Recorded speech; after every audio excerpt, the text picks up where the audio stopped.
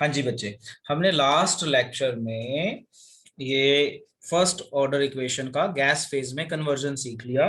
अब देखो ये ना रिएक्शन के हिसाब से ये फॉर्मूला चेंज भी हो सकता है। जैसे ये 1 मोल है, 1 मोल है, 1 मोल है, उस हिसाब से ये फॉर्मूला बना। मान लो ये 2 मोल हो जाता, ये भी 2 मोल है, ये भी 1 मोल है, तो उसमें चेंज हो जाएगा। मेथड यही रहेगा करने का। आप इसी तरीके से करेंगे और इसी तरीके से मॉडिफाई करेंगे बस। पर आपने ध्यान रखना है कि ये अगर इस 1 मोल के हिसाब से आ जाए तो you can use this formula directly. But मान लो यहाँ पे 2 मोल है तो फिर वहां पे फर्क पड़ेगा। फॉर एग्जाम्पल एक न्यूमेरिकल में दिखाते हैं आपको। देखो ये डेरिवेशन हमने सीख ली, ये हमारा फाइनल रिजल्ट आ गया गैस फेज के लिए। अब वहां पे आगे जाने से पहले मैंने यहाँ पे कुछ एग्जांपल्स लिखी हैं। ये एग्जांपल्स मुझे यहाँ ना रख के ना कहीं और रखनी चाहिए थी। तो आप इन एग्जांपल्स को देखो, examples of first order reaction. लिख लो जरा इनको भी। तो ये आपके कॉम्पिटिशन्स के लिए काफी हेल्पफुल है और कई बार वैसे पेपर में पूछ सकते हैं। तो these are the examples for first order reaction. Examples of first order reaction. तो जैसा मैंने आपको बताया, याद रखने वाला काम है बेटा यहाँ पे थोड़ा सा। सो देखो क्या है example number 1। Hydrogenation of ethene is an example of first order reaction. अब आपने +1 में पढ़ा हुआ है कि अगर हम इथीन की हाइड्रोजन से रिएक्शन कर दें तो हमें इथेन मिल जाएगा। ये हमने +1 में पढ़ा था हाइड्रोजिनेशन के नाम से। तो इसको जब एक्सपेरिमेंटली चेक किया गया तो ये फर्स्ट ऑर्डर था। तो जस्ट कीप इन माइंड कि hydrogenation of ethene is a first order reaction. और ये एग्जांपल नंबर 2 बहुत इंपॉर्टेंट है। This is example number 1, this is example number 2। All natural and artificial radio active decay of unstable nuclei take place by first order kinetics. मतलब जैसे radium हो गया या uranium हो गया, ये अपने आप को ना तोड़ते रहते हैं। रेडियो एक्टिव चीजें क्या होती हैं? जो अपने आप रेज रिलीज करती हैं। तो हर वो रेडियो एक्टिव जो आर्टिफिशियल रेडियो एक्टिव डिके है ना, जस्ट कीप इन माइंड कि जो अपने आप ही डिके हो जाए वो फर्स्ट ऑर्डर में आता है। जैसे रेडियम टूट के हीलियम और रेडॉन बनाएगा, यूरेनियम टूट के कुछ इसी तरह से बनाएगा। तो जितने भी नेचुरल या आर्टिफिशियल रेडियो एक्टिव डिके हैं, रेडियो एक्टिव डिके का मतलब होता है डिकम्पोज होना, कि कोई रेडिएशन निकली किसी अनस्टेबल एटम से तो वो डिकम्पोज हो रहा है, तो उसे हम कहते हैं अपना radio active decay, radiations release करना। Example number 3, decomposition of N2O5, N2O are some more examples of first order reaction। तो यहाँ पे आपको ये दो चीजें याद रखनी है। ये तो चाहे भूल गए तो कोई दिक्कत नहीं, ये पहला ये दूसरा ये कैसे आता है? ये एमसीक्यू में आ जाएगा। आपको कुछ रिएक्शंस दे देंगे और उसमें बोलेंगे आइडेंटिफाई फर्स्ट ऑर्डर रिएक्शन। तो अब आप देखो उसमें हाइड्रोजनेशन हो रहा है, अगर हो रहा है तो वो है फर्स्ट ऑर्डर। या देखो कहीं पे रेडिएशंस दिखा रहे हैं इस तरह से, कोई बड़ा एटम, मतलब कोई बड़ा एटम लिखा हो, अल्फा रे बीटा रे कहीं ऐसा लिखा हो, तो वो फर्स्ट ऑर्डर को है। या N2O5 हो या N2O हो, उसमें टूट रहा हो, डिकम्पोजिशन हो रही है, तो ये फर्स्ट ऑर्डर है। और ये आपके सिलेबस में है तो इन्हीं में से आएगा, इससे बाहर नहीं आएगा। केमिस्ट्री की यही खासियत है कि ये रिएक्शन बेस्ड होता है। तो रिएक्शंस तो वो बहुत सारी तो दे नहीं सकते, कुछ लिमिटेड ही दे सकते हैं क्योंकि याद भी करनी है। तो 3 4 5 इससे ज्यादा नहीं आएंगी। और ये एमसीक्यू के लिए हेल्पफुल है, अदरवाइज ये नहीं आता है। तो आपने देखना अगर कहीं हाइड्रोजनेशन हो रही है तो first order reaction, radio active decompose हो रहा है तो फर्स्ट ऑर्डर, और decomposition of N2O5 N2O they belong to first order reaction. लो बेटा अब देखो ये न्यूमेरिकल। इस न्यूमेरिकल में आप देखोगे तो आपको डाटा दिया हुआ है और वही गैस दिया हुआ है। तो गैस दिया हुआ है तो हमें गैस के हिसाब से रिएक्शन यूज करनी पड़ेगी जो हम पीछे पढ़ के आए हैं डेरिवेशन। अब यहाँ पे पंगा ये है कि हमने 1 मोल 1 मोल 1 मोल पढ़ा था, मतलब हमारा A give B plus C था। अब यहाँ पे क्या है? 2A give 2B plus C हो गया। तो अब यहाँ पे ना बैलेंसिंग नंबर का फर्क पड़ गया। अगर ऐसा होता, मान लो ये होता 1 1 1 वाला, तो हम डायरेक्ट ये फॉर्मूला लगा देते और सॉल्व कर लेते। बट अभी प्रॉब्लम ये है कि ये 1A वाला नहीं है, ये 2A के हिसाब से आ गया अब यहाँ पे इस क्वेश्चन में। तो हम दोबारा से डेरिवेशन करेंगे। देखो कैसे डेरिवेशन करेंगे। सेम ये इक्वेशन लिख लेंगे। लिखने के बाद T0 हमें दिया हुआ इनिशियल इतना 0.5, तो ये 0 ये 0। बोलो समझ में आ गया? बोलो बेटा। Yes sir. ठीक है। अब इसके बाद इसमें से कुछ माइनस हो जाएगा कुछ टाइम के बाद। तो x ये 2 था तो 2x लिख दिया। ये समझ में आया? x लिखा। अब ये 1 मोल था तो 1 से मल्टीप्लाई, 2 था तो 2 से मल्टीप्लाई, क्योंकि मोल्स मैच करने होते हैं। आ गया इतना समझ में? बोलो बेटा। ये 2x ये x। Yes sir. अब जब आप इसको इस साइड लेके आओगे तो ये दोनों कंबाइन होके 2 बना रहे हैं, तो 2x माइनस हो जाएगा, ये नहीं कि 3x माइनस होएगा।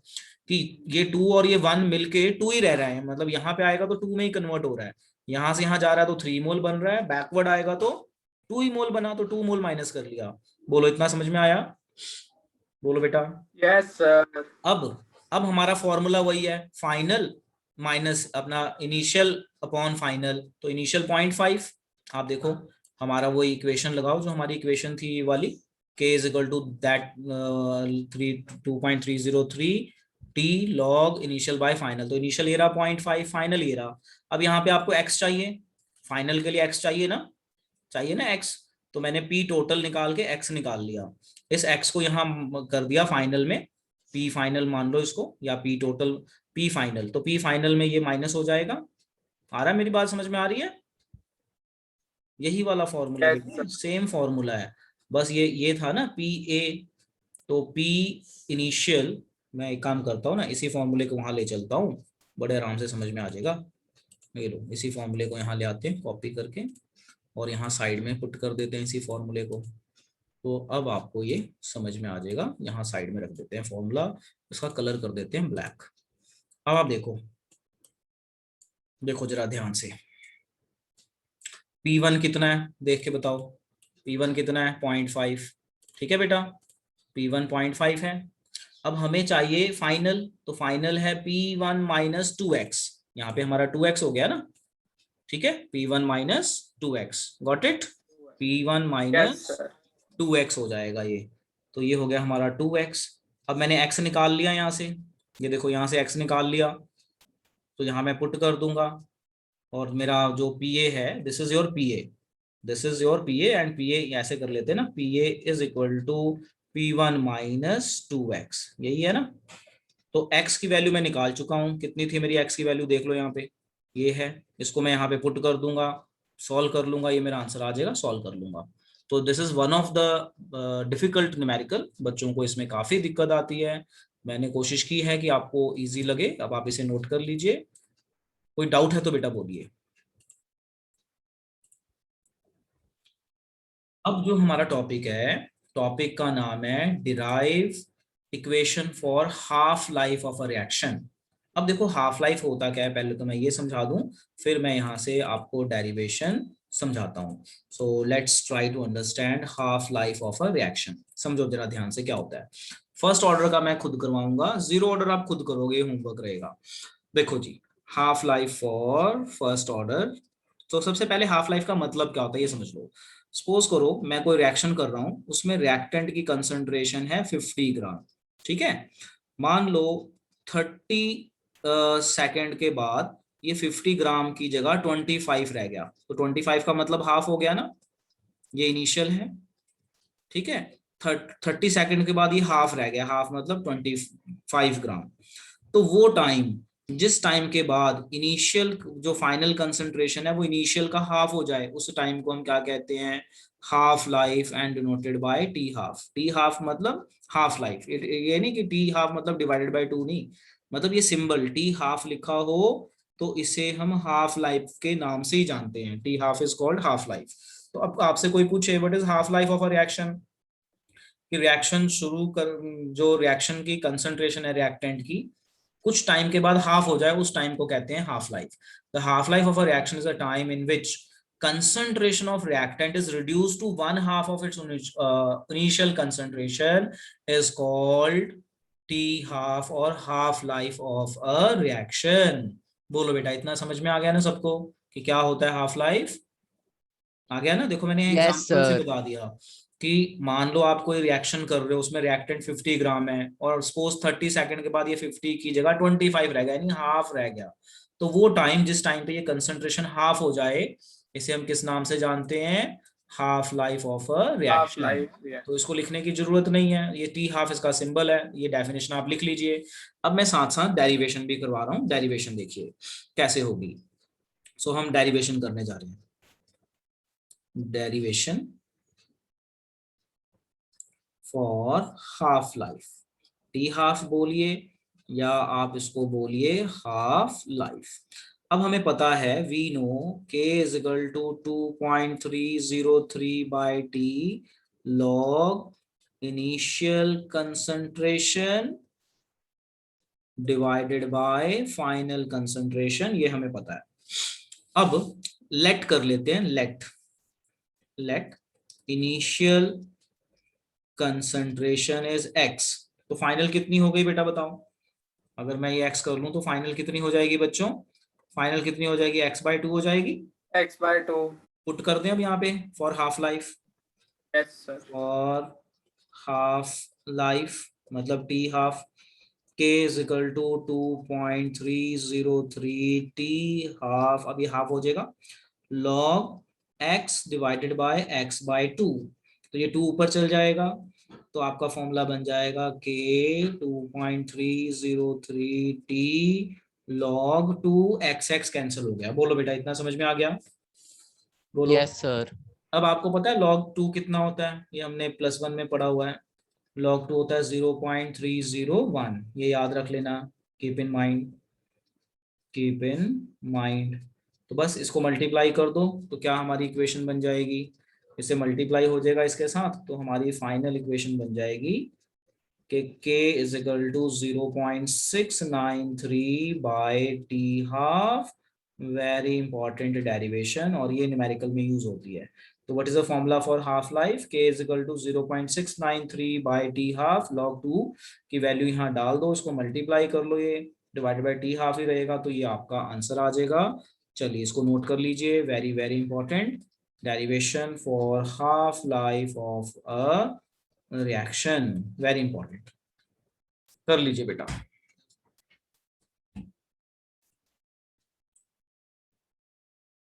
यस बेटा, अब आप इस न्यूमेरिकल को देखिए।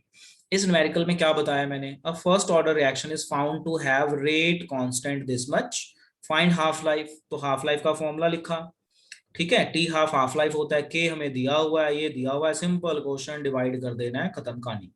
ठीक है, देखो कैसा सबसे सिंपल हलवा question, a first order reaction found to have rate constant this, find half life, तो फॉर्मूला लगाया, टी हाफ निकालना है, के दिया हुआ है फॉर्मूले में, ये है, सीधा पुट किया, सॉल्व कर दिया, और बस कैलकुलेशन में जितना टाइम लगेगा लगेगा, this is a very easy question. चलिए इसको नोट कर लीजिए। हाँ जी बेटा, बेटा अब इस क्वेश्चन को आप लोग कॉपी में लिखिए, फिर हम आगे चलते हैं। क्वेश्चन कह रहा है show that the first order reaction time required to complete 99.9% is 10 times the half life of a reaction. बड़ा ही बढ़िया क्वेश्चन है। कई बार यहाँ पे 90% आ जाता है, जैसे यहाँ 99.9% है, कई बार 90 आ जाएगा, कई बार ये अपना कुछ और वैल्यू आ जाएगी, हाफ लाइफ से कंपैरिजन में आ जाएगा, है ना, तो वो उसको बोलते हैं कि प्रूफ करो ऐसे ऐसे। तो ये अभी क्या कह रहा है कि ये प्रूफ करो कि जो 99% है ना वो 10 टाइम्स हाफ लाइफ का है। तो हम क्या करते हैं, हमें हाफ लाइफ का भी फॉर्मूला पता है, या 50% बोले उसको भी हाफ लाइफ कहते हैं, तो वर्डिंग का फर्क है, कई बार बोलता है 50% ऑफ द रिएक्शन, तो 50% of the reaction is also half life. तो मैं क्या करता हूँ, अब यहाँ पे दो सिचुएशंस हैं, पहले मैं तो हाफ लाइफ का फॉर्मूला लिख लेता हूँ।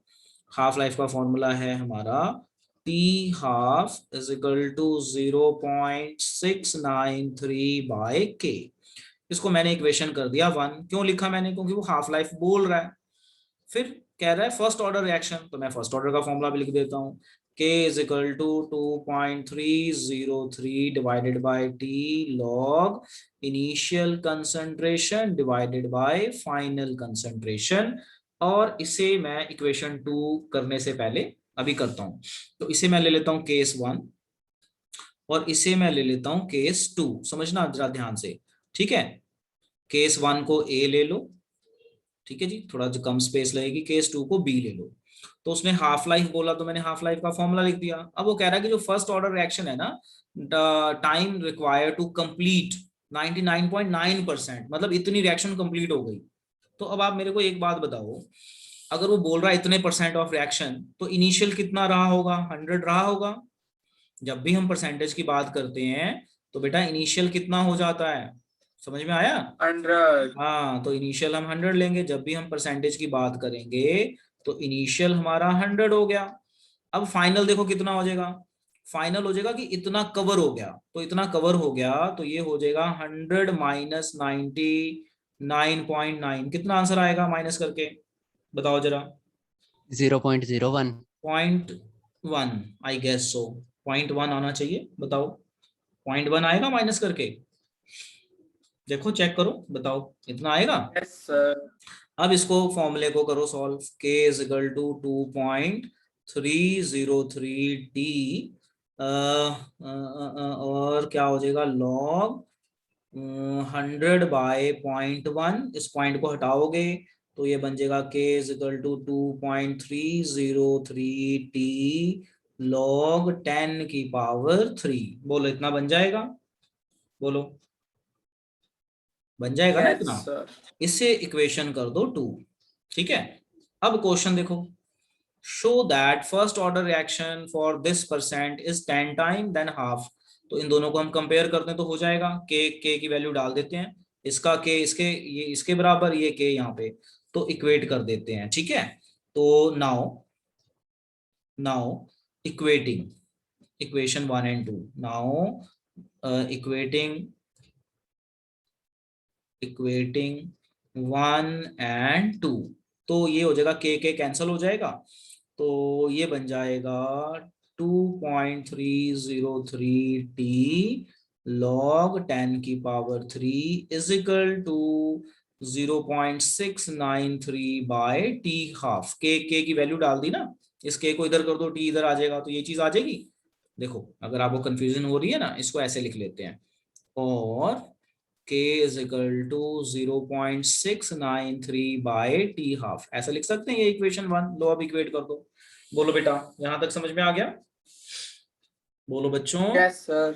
अब देखो यहाँ पे, अब ये log 3 आ जाएगा, log 10⁻³ मतलब 3 होता है ना, बोलो 3 होता है ना, तो ये आ जाएगा 3 into 2.303/t is equal to 0.693/t half, और ये हो जाएगा t is equal to t half 3 into 2.303 divided by 0.693, इसको डिवाइड कर लोगे ना तो t is equal to 10t half आ जाएगा, ये आ जाएगा, इसको डिवाइड कर लोगे ना तो 9.9 आता है इसको डिवाइड करके, तो ये अप्रोक्सीमेटली कितना आ जाएगा, t is equal to 10t half. अब क्वेश्चन पढ़ो, यही पूछा था, देखो क्वेश्चन पढ़ के, क्वेश्चन क्या था, show that the first order reaction time required to complete 99.9% is 10 times of T half, मतलब 10 से मल्टीप्लाई हो रहा है टी हाफ, तो देखो हमने यही प्रूफ किया, यहाँ पे प्रूफ हो गया।